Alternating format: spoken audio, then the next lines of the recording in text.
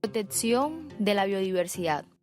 Frente a los procesos humanos de transformación del planeta Tierra, a medida que la población ha aumentado, se ha planteado cada vez con mayor urgencia la necesidad de proteger a todas las especies que comparten el mundo. Esta preocupación se debe, por una parte, a que cada especie animal y vegetal contiene importante información genética, y por otra, que guarda respuestas de la naturaleza a muchas necesidades humanas. Pero más importante aún es el despertar de la conciencia ecológica entre las personas, para que aprendan a guardar respeto hacia la vida y comprendan que solo cuidando de forma integral el medio ambiente y a los seres vivos en general, la humanidad puede encontrar un desarrollo armónico para sí misma y un punto de equilibrio que le permita crecer de manera razonable y sostenible. El equilibrio de los ecosistemas. En este sentido es de gran importancia la comprensión científica y profunda del funcionamiento de los ecosistemas, en los que la población de todas las especies tiene un tamaño y una distribución geográfica generalmente constante. En los ambientes naturales se produce un balance entre el número de nacimientos y muertes que es denominado equilibrio poblacional. La presencia de diferentes especies favorece este equilibrio, pues las relaciones entre depredadores y presas, huéspedes y parásitos llevan un control de la población que tiende a estabilizarse. El reconocimiento de estos procesos ha permitido a la ciencia comprobar que en la naturaleza la armonía se mantiene y se logra un equilibrio ecológico a condición de que los ecosistemas no sean afectados de manera abrupta por factores externos. Factores que alteran los ecosistemas. Existen tres formas principales en que el equilibrio principal se ve alterado por fenómenos externos que ponen en peligro la supervivencia de las especies y por tanto la biodiversidad. Primero, el cambio climático. A lo largo de la historia de la Tierra se han presentado cambios extremos en su temperatura promedio, que transformaron las condiciones de vida a las que estaban adaptadas las especies, lo que ha llevado a la desaparición o una drástica disminución de muchas de ellas. Segundo, la introducción de especies de otros ecosistemas. La introducción de una especie en un ecosistema donde nunca había estado presente suele causar daños profundos a su equilibrio. Esto se debe a que los nichos ecológicos se ven alterados y las nuevas especies pueden generar una presión que afecte las relaciones entre las demás especies. Por ejemplo, depredándolas o consumiendo los alimentos que ellas solían emplear en su supervivencia. Tercero, las acciones del ser humano. Las sociedades humanas han generado múltiples cambios en los ecosistemas, incluyendo los dos anteriores, de manera indirecta o sin tener una clara intención de transformación del clima y de la introducción de nuevas especies. Pero además, en el afán de encontrar nuevos lugares para vivir y producir alimentos y otros bienes, la humanidad se ha introducido en todos los ecosistemas, en la mayoría de los casos arrasándolos y por lo tanto llevando a la extinción de muchas especies. Estrategias para conservar la biodiversidad. A medida que diferentes sectores de la sociedad y el Estado se han hecho más conscientes y responsables sobre el futuro de las especies que habitan el planeta, se han fortalecido dos estrategias que se convierten en los principales mecanismos para mitigar el riesgo de extinción que las amenaza. Primera, proteger y reequilibrar. Esta estrategia busca mantener la belleza, la riqueza vital y otros valores intrínsecos del mundo natural. Consiste en identificar los equilibrios que es preciso mantener en los ecosistemas que no han sido trastornados, protegiéndolos de los impactos del ser humano y evitar la introducción de especies ajenas. En cambio, si el ecosistema ha sido perturbado, por ejemplo, habrá que reintroducir un depredador o un parásito, o cazar con moderación una especie que se esté multiplicando por encima de la sostenibilidad del sistema natural. Segundo, restaurar ecosistemas. Para estimular ciertas especies de fauna silvestre, se realizan procesos de restauración ecológica, creando el ambiente físico deseado e introduciendo las plantas adecuadas para mantener a los animales elegidos. Un ejemplo de esto es la creación de estanques para favorecer a las aves acuáticas. Sin embargo, estas políticas no son suficientes por sí mismas a largo plazo. Especies animales y vegetales en vías de extinción. Estas son algunas de las especies que actualmente se encuentran en peligro de extinción alrededor del mundo, por la acción directa de la pesca y la caza, para satisfacer la demanda de los mercados locales e internacionales.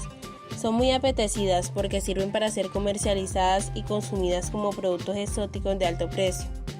Especies animales: albacora, tortuga de Carey, perico gris africano, tejo de Himalaya, rinoceronte negro, panda gigante, tigre, perico rojo, hipopótamo y oso negro.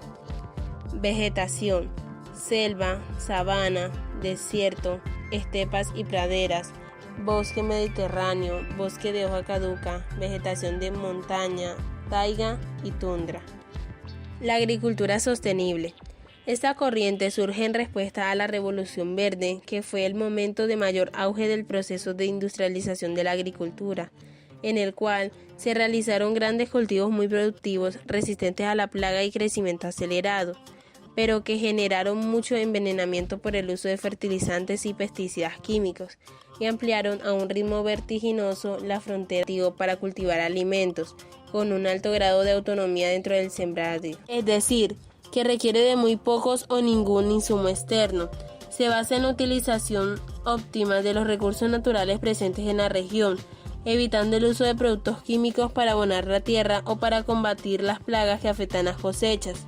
También se evitan las especies vegetales y animales que han sido genéticamente modificados, como la soya transgénica. Por el contrario, se busca recuperar y ampliar la diversidad de plantas alimenticias autóctonas que han evolucionado gracias a la labor de muchas generaciones humanas anteriores. Con la implementación de estas prácticas, se ha logrado obtener alimentos orgánicos al mismo tiempo que el sistema productivo se equilibra por sí mismo, conservando y mejorando la fertilidad de la tierra y contribuyendo a preservar el medio ambiente. La agricultura sostenible, una opción de desarrollo. La agricultura sostenible busca crear y recrear la producción del campo, incluyendo procesos que antes que degradar el ambiente, lo recuperen y mejoren. Para lograr dicho objetivo, se plantean los siguientes aspectos. 1. Como parte de su sostenibilidad, se realizan ciclos de reciclaje de la materia orgánica y no orgánica. Esto permite librarse de los desechos y reponer los nutrientes. Segundo, en la perspectiva de generar una mayor sostenibilidad. En este tipo de agricultura se propone emplear al máximo fuentes de energía alternativa como lo es la eólica y la solar. En la agricultura sostenible existe un énfasis especial en cuidar el equilibrio entre producción y consumo. Y por último, la diversidad de los procesos garantiza la sostenibilidad de los recursos naturales. Es por esto que es aconsejable la rotación de los cultivos. El ciclo del agua en la agricultura sostenible. El ciclo del agua es como un flujo continuo de agua dulce que baña el planeta Tierra, que es transportado por los vientos y las lluvias. Se extiende así por todas las regiones donde prospera la vida. Los grandes cuerpos de agua como lagos, estanques y humedales se alimentan de este flujo de agua dulce y se preservan potables si el proceso no se ve alterado. Procesos del ciclo del agua. El ciclo del agua que alimenta a todos los seres vivos se basa en 3 procesos principales que se deben reconocer y proteger para preservar la sostenibilidad de la agricultura. Primero, circuito de escurrimiento superficial, en el que el agua de lluvia se desplaza por el suelo y se convierte en parte del sistema de aguas superficiales. Segundo, circuito de evapotranspiración, en el que el agua se infiltra y es retenida en el suelo como agua fina, para después regresar lentamente a la atmósfera por la acción de la evaporación. Tercero, circuito de aguas freáticas, en el que el agua se infiltra profundamente, circula por los conductos acuíferos y emerge por manantiales, fuentes o pozos, donde de nuevo se une al agua superficial de las cuencas. Los seres humanos y el ciclo del agua. Un problema ambiental grave al que se enfrenta el ser humano es la alteración del ciclo del agua, debido a 2 causas. Primero, la modificación de la superficie terrestre. Cuando los bosques se talan y se devasta el manto verde de la tierra, el ciclo normal del agua cambia de la infiltración a la recarga de aguas freáticas, con lo que el agua lluvia corre a los ríos y arroyos casi de inmediato. Segundo, la contaminación del ciclo del agua. Los desechos industriales se unen de inmediato al ciclo del agua. Humos y vapores descargados en el aire volverán como lluvia contaminada, es decir, lluvia ácida. Acciones para proteger el ciclo del agua. Un manejo adecuado de los recursos hídricos debe acompañarse de medidas de control por parte de los estados. De dicha manera, es posible garantizar que se implementen de manera efectiva las políticas para proteger el agua y las prácticas de uso sostenible en las siguientes vías. Control y reducción de gases tóxicos en la atmósfera, control de vertidos industriales a los ríos y los lagos, leyes que exigen reducir el consumo doméstico e industrial forzando el ahorro, desalinización del agua de mar para obtener agua potable de alta calidad. Contaminación del aire. La atmósfera es una liviana capa de gases que la gravedad retiene alrededor de la Tierra. Su estructura está compuesta por las siguientes capas. Troposfera. Se extiende a unos 16 kilómetros. Contiene casi todo el vapor de agua y las nubes y es el sitio de origen de nuestro clima. Estratosfera. Se halla por encima de la troposfera. Allí, la temperatura aumenta con la altitud hasta unos 50 kilómetros sobre la superficie. Este incremento en la temperatura se debe, sobre todo, a que contiene ozono, una forma de oxígeno que absorbe la radiación de la energía ultravioleta emitida por el Sol. Mesósfera y termósfera. Están por encima de la estratosfera y allí las concentraciones de ozono disminuyen y solo se encuentra poco oxígeno y nitrógeno. Exósfera. Es la zona más alejada de la superficie terrestre. Está constituida por materia plasmática. En ella, la ionización de las moléculas determina que la atracción del campo magnético terrestre sea mayor que la del gravitatorio. Principales contaminantes del aire. Los siguientes contaminantes atmosféricos han sido considerados como los más difundidos y graves. Primero, partículas suspendidas. Es una mezcla compleja de partículas sólidas y aerosoles suspendidas en el aire. Las vemos como polvo, humo y niebla y llevan algunos o todos de los demás contaminantes disueltos o adheridos a su superficie. Segundo, compuestos orgánicos volátiles. Entre estas sustancias se encuentran la gasolina, solventes de pintura y soluciones limpiadoras orgánicas, que se evaporan y entran en la atmósfera. Tercero, monóxido de carbono. Es un gas sin olor y venenoso para los seres vivos, ya que impide el suministro de oxígeno a los órganos del cuerpo. Cuarto, óxidos de nitrógeno. Son compuestos de oxígeno y nitrógeno que se convierten en ácido nítrico en la atmósfera y son la principal fuente de la contaminación ácida. El dióxido de nitrógeno irrita los pulmones y causa enfermedades respiratorias agudas en los niños. Quinto, óxidos de azufre. Son gases venenosos que se convierten en ácido sulfúrico en la atmósfera y son la fuente principal de la contaminación ácida.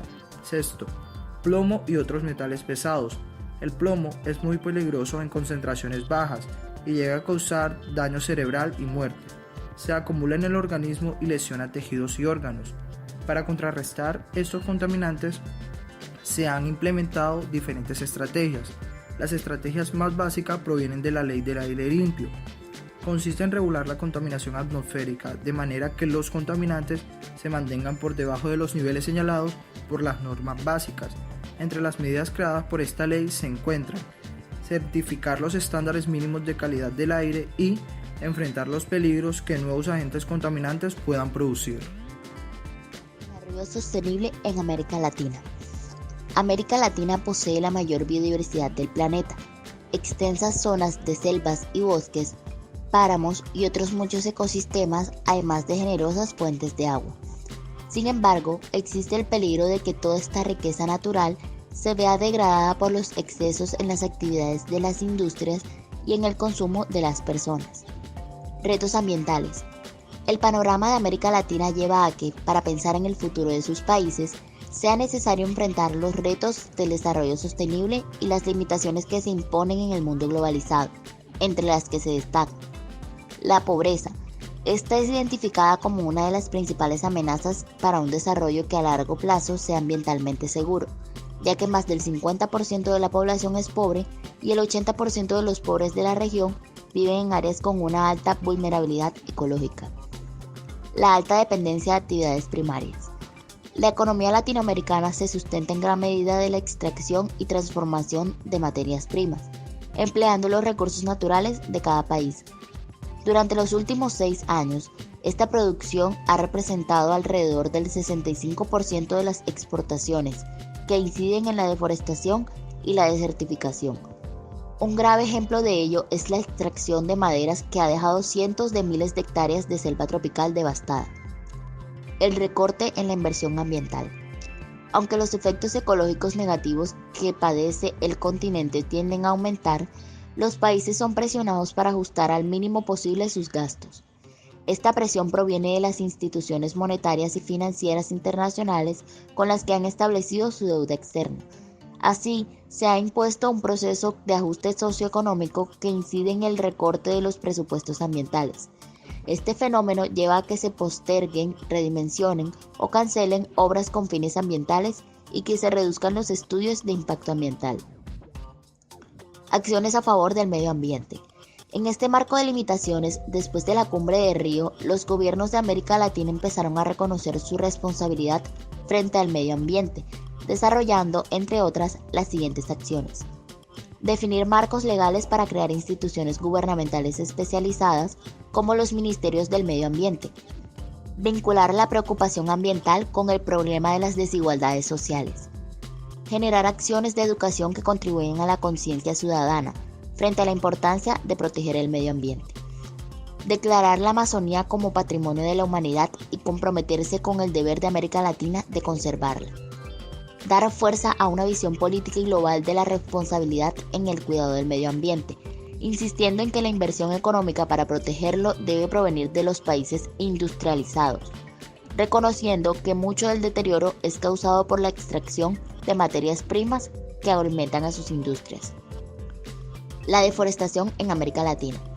Aunque América Latina y el Caribe es la región con mayor cantidad de bosques tropicales, con un 57% del total de las áreas del mundo, también es la segunda región con la tasa de deforestación más alta entre las regiones llamadas subdesarrolladas, después de Asia, que tiene una tasa de 1,2%. Desde 1960 se han deforestado más de 200 millones de hectáreas de bosques, y en la década de 1980 el ritmo anual de deforestación llegó a 10 millones de hectáreas. Pérdida de bosques. Las zonas de América Latina con una mayor cantidad de pérdida de bosques son la cuenca del Amazonas y Argentina. Sin embargo, al tener menos dotaciones de bosques, países como Costa Rica, El Salvador, Nicaragua, Santa Lucía son los que proporcionalmente han tenido las pérdidas más graves. La deforestación en la región de América Latina y el Caribe ha sufrido un aumento drástico y acelerado, principalmente por causa de los siguientes factores. El desarrollo de macroproyectos que implican la transformación de los paisajes naturales en cultivos extensivos o zonas devastadas por la minería. La ampliación de la frontera agrícola que se genera por las oleadas de colonización, que a su vez son presionadas por múltiples fenómenos sociales y económicos que afectan a los campesinos. El incentivo que ofrecen algunas políticas económicas para el desarrollo de actividades nocivas para los ecosistemas naturales, al no completar estudios de impacto ambiental. La extracción de madera para la venta, que es empleada en la elaboración de diferentes tipos de artículos en los mercados locales, nacionales e internacionales. La construcción de obras de infraestructura que facilitan el transporte y el acceso a servicios de las comunidades en las zonas rurales, pero no son integrales, pues desconocen el efecto sobre la naturaleza y por lo tanto no proponen formas de adaptación entre estos elementos. El cuidado del medio ambiente en Colombia. Colombia es una de las más grandes reservas ambientales en el mundo. Se calcula que aquí se encuentra el 10% de la biodiversidad de la Tierra. Este hecho hace que la preocupación por lo ambiental trascienda los intereses nacionales y se sitúe en el plano de los intereses planetarios. Dicho de otra manera, Colombia debe salvaguardar los recursos naturales para garantizar el bienestar de los colombianos, pero además debe custodiar esta reserva con el fin de aportar a la supervivencia planetaria. De allí el interés de la comunidad internacional en que Colombia resuelva sus problemas económicos, sociales y culturales que están poniendo en riesgo este patrimonio. Política y gestión ambiental. En consecuencia con esta doble responsabilidad con el país y con el mundo, en la década de los 90 se dieron grandes pasos en el tema de la gestión pública ambiental. La inclusión de los principios de desarrollo sostenible en la Constitución Política de 1991 y la creación del Ministerio del Medio Ambiente y del Sistema Nacional Ambiental, SINA, ha permitido construir poco a poco un marco normativo que busca hacer compatibles las actividades productivas con la protección ambiental. Avances. Hoy en día se dispone de regulaciones para la protección de áreas marinas y costeras, la prevención de la contaminación visual, la protección de la biodiversidad, el manejo de desechos peligrosos y sustancias que dañan la capa de ozono, y para que los departamentos y los municipios puedan, de manera autónoma, diseñar estrategias de protección ambiental. También se han planteado disposiciones que regulan las actividades extractivas y se han dado incentivos tributarios a quienes adopten tecnologías limpias, conserven ecosistemas estratégicos y emprendan acciones reforestadoras. Además, se han logrado grandes avances en la recopilación y la sistematización de información ambiental, lo cual es vital para sustentar los procesos de planeación y la toma de decisiones tanto en el ámbito productivo como ambiental. La actualidad ambiental. El Ministerio de Ambiente y Desarrollo Sostenible se encarga de diseñar y regular el ordenamiento ambiental del territorio, además de definir las políticas de recuperación, conservación, protección y aprovechamiento de los recursos naturales renovables. La gestión ambiental indica que el 43% de energía urbana proviene de hidroenergía y el 20% del gas natural, lo que aclara la importancia de idear políticas contundentes en términos de protección rural y ahorro urbano, bajo la pretensión de garantizar servicios básicos a la población en general. Por otro lado, el consumo de energía rural es del 8,69%, de donde se deduce que las estrategias deberán estar enfocadas a las ciudades colombianas. En las zonas urbanas se adelantan campañas de reutilización de materiales fortaleciendo el reciclaje como actividad económica. Se ha incentivado el reciclaje en la fuente en los conjuntos residenciales y se adelantan campañas educativas sobre la importancia del ahorro de los servicios públicos domiciliarios. Contaminación. El problema de contaminación en América Latina y el Caribe es un tema de gran preocupación para todos los países. Estas son algunas de sus manifestaciones. Los suelos reciben todos los desechos y los residuos de la actividad humana, pero además de la basura, la tierra es contaminada por el efecto del uso de insumos agrícolas y por los vertimientos tóxicos industriales, por lo cual pierde fertilidad.